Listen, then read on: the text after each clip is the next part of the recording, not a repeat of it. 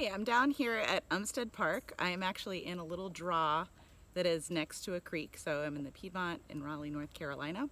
And I'm here to talk about Kalmia latifolia. So this is mountain laurel, and a lot of you probably associate mountain laurel with the mountains, where it's really prolific, really easy to find in the mountains. But it actually comes down into the Piedmont as well, especially if it can find a well-drained, rocky, but probably north-facing slope. So here in the Piedmont, it gets pretty hot. It is actually August right now, and it's quite hot here at Umstead. And so this mountain laurel has found a little spot, a little microclimate where it can grow. It's actually a little colony of them, and they're going down slope towards the water, but they're in this shady draw where it stays pretty moist, but it's also pretty rocky, so it's well drained. They don't like to be in saturated soil. So Kalmia latifolia is in the Ericaceae, so it's another one of our heath family species. This one you might see is, the leaves are very glossy, and you can tell that they're evergreen because they are thick and kind of waxy. They have kind of a waxy surface. That's a adaptation possibly for the mountains. I can snap it. And you can see the leaves are pretty perfectly elliptical in shape. They are widest at the middle and then taper towards the tip and also the base. Another thing I notice about Kalmia latifolia is if you put your fingers on top of the midrib near the base of the leaf at the petiole, you can feel that the midrib protrudes both up on the upper surface and underneath. So it's actually kind of splits the leaf. And another character people know mountain laurel by is that the buds are kind of flattened and looked a little bit melted.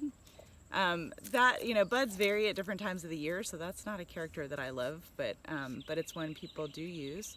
And there's no serrations on it. These are smooth entire leaves. They don't have hairs on them.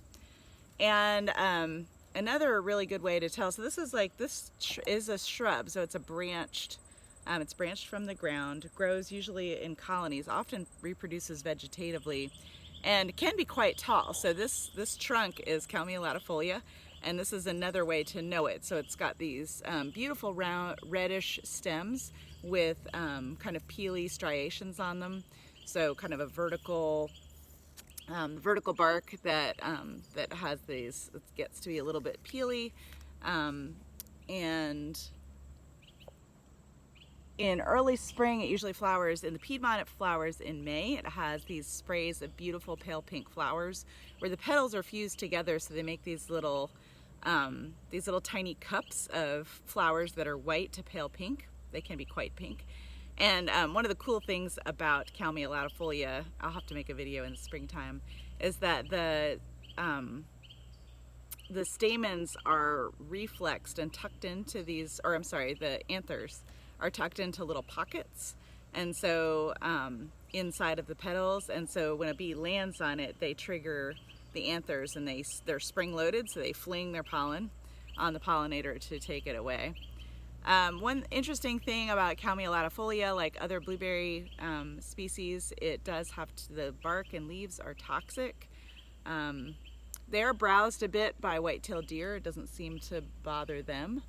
But also the nectar can be toxic as well, and it's thought to, usually there's lots of species that are flowering at the same time, and so the honey is dilute. It's not pure mountain laurel honey, but it's been thought that species like Kalmia, as well as rhododendron, which is closely related, can produce a toxic honey that causes hallucinations and diarrhea and other illness. And so there's rumors and stories in folklore that troops have come or stolen honey, consumed it overnight, and are too sick to fight the next day. So those are some folklore from the Civil War, but it also dates back to similar and related rhododendron species in Turkey and the Middle East. So kind of an interesting story, not a lot of literature on that, but pretty interesting. So this species in the Piedmont is uncommon, I would say, but it's not that hard to find. Anywhere you find a cool slope where it's moist but well drained. And Kalmia latifolia, mountain laurel, sometimes called ivy in the mountains. So that's a southern Appalachian name for it, is ivy. So big ivy in the mountains refers to mountain laurel. So that's Kalmia latifolia, and this is NC State Dendrology.